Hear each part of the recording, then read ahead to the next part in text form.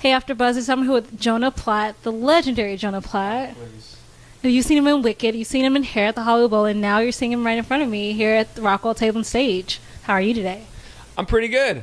You know, I'm a little bit congested, so that's another consideration to have for the show tonight. But otherwise, I'm doing well. Well, I want to know, when's the first time you saw Breakfast Club? The first time, recently, it was actually in 2015, where I did a show called For the Record, John Hughes, which, Dear John Hughes, yeah. So I was in that, and to prepare for that, I had to watch The Breakfast Club, and it was really the first time I dove into it. But in that show, I was playing a totally different character, and it's a very different show than what we're doing here. So I got to rewatch it again for this a couple times, and it's always fun to go back. So this isn't your first time performing at Rockwell. This is like coming home a little bit. Absolutely. We've seen you in Jagged Little Pill, Scream, and now we're seeing you in The Breakfast Club. So how does it feel to be back? I love performing at the Rockwell, and I mean, in addition to those shows that you mentioned, I used to host Musical here, and I've performed in Rocky Horror here, and the Rockwell is definitely my musical theater performing arts home here in LA. And I left to go do Wicked. I was in New York for a year, and so it's great to be back here, back in LA, and back in my first show at the Rockwell since coming home. It feels awesome. Has your wife seen you play Bender yet? No, she has not come yet. She's coming next Thursday. She's really. I didn't want her to come this weekend. I wanted us to like get a couple underneath our feet and really get solid, and then pull the curtain off and let her see what we've been working on.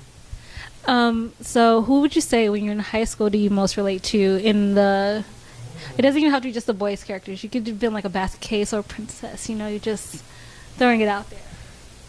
Gosh, that's tricky. I didn't really fit into one of those archetypes. I think Los Angeles in the 2000s is very different than Shermer, Illinois in the 80s.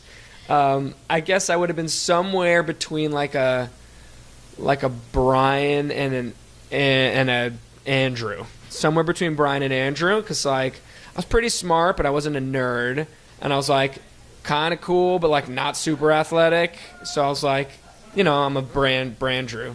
Brandrew. Oh, we got the ship name, guys. Brandrew. Hashtag Brandrew.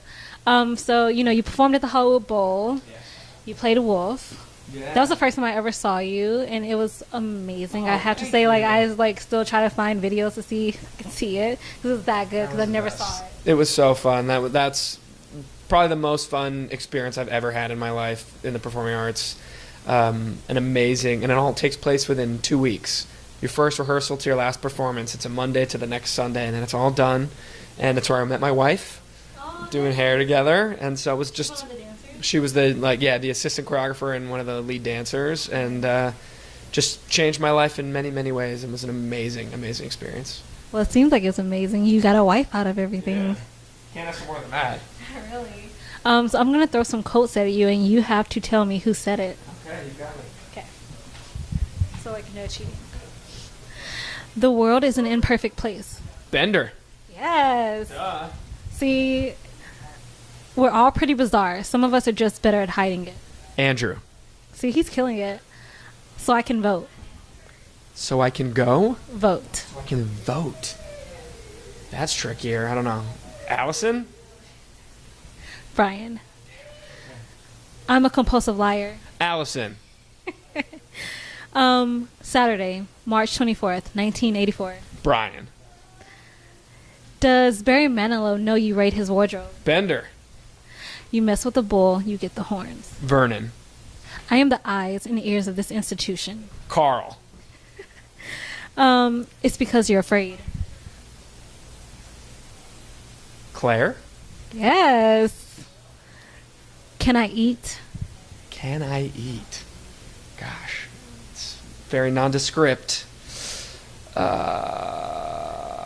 Bender. Claire. But your character was messing with her during that time, so it works. They're all around during the evening scene. So this is very an unconventional space. For sure. You know, you have people drinking your drinks, eating your food.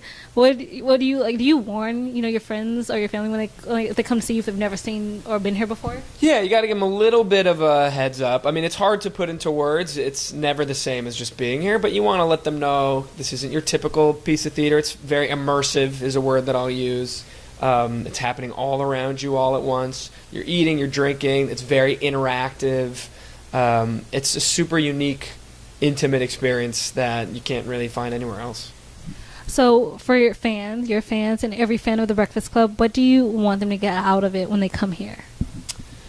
Well, first and foremost, I want them to have a great time. I want them to be super entertained and transported. This is definitely, a diversion from all the crap that's going out there in the world. Like when you come into the Rockwell, you get 2+ hours to just block that all out, have a great time. It'll be like hanging out with your old buddies again, but in a fresh way that brings new laughs and maybe some new ideas and some new emotions. And if you can leave with a smile on your face and humming our tunes and feeling like you just watched the movie but in a whole new way, then we've done our jobs. Before we sign off, I want you to give the camera your best Bender look. My best Bender look? All right. And that's Jonah Platt, guys, his best friend to look. Thank you so much for joining us. Thanks.